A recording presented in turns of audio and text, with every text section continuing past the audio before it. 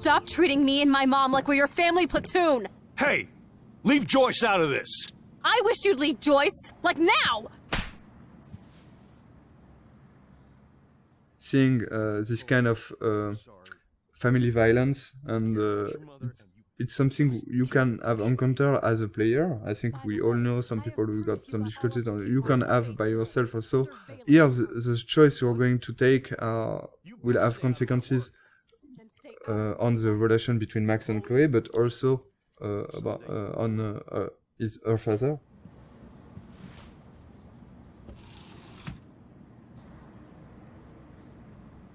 Hey, you okay? Welcome to the real step-douches of Arcadia Bay. I'm sorry. For what? He would have been a bigger dick if he caught you in here.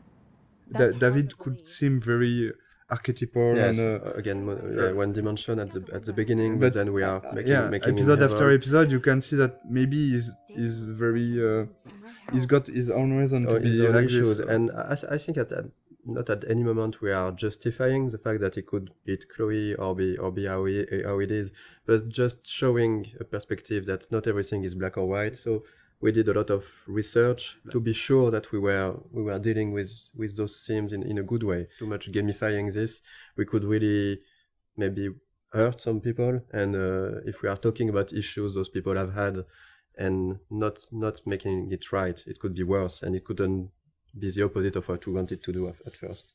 So here is a Kate character that you have met in the first episode, but not so much. And the episode 2 is really focused on Kate and Kate's story and Kate's difficulties. So, but this scene is a good way again to how we try to advance the story about Kate, but also try to show more of the other characters, Victoria and Taylor. So we are continuing of what was shown about Victoria in episode 1, like of course that she's really a mean person, that she's harassing Kate because she makes fun of her. And so this kind of scene, yes, is we are really trying to advance the story, bring out more of the characters, and of course there is great cameras on it. All over my face.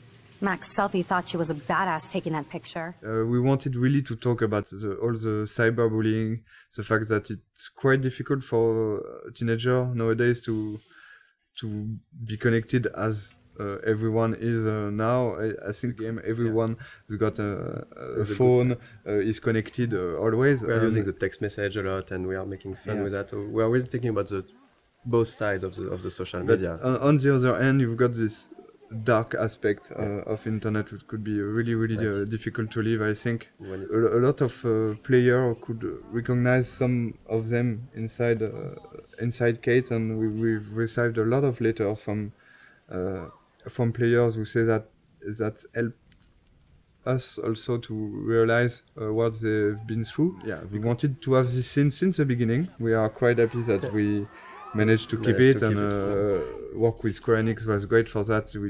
We managed to keep a lot of difficult scenes like this one. It's not only about talking about those themes, it's also to be sure that it's anchored inside our story. And here, of course, this experience and the Kate story will push Max to think about her power, to think about the consequences, to think about the relation with other characters. That's actually the one time in the game where Max's power fails her. So when you arrive on the roof, you are really by yourself. You have to talk Kate out of jumping, and this was also the second part of what we wanted to do with this theme, is to show that if you care to the people you like, you can help them, and that's basically what Max has to do at this moment, is really to care about Kate, to show her that she knows her, that she's her friend, and to really take out of jumping. I think that something that was interesting on writing all these scenes, and is even in episode 1, Kate was written as somehow as some type of archetype. She's a bit religious. She's for abstinence. She has this basically pro-life ideas. So maybe some of the players could think that she's boring character, but the way we evolved her and write her in the other episode, we really wanted to show that even if you go past the first appearance of someone, that's something that you might feel not interesting or different to you, you can find really good things and interesting things in each person. And I was really happy the way that the community reacted to Kate as a character. We didn't want to gamify this kind of scene. We still have to have rules for how the things, even if it needs to be really in the background and for the player to not to see those rules.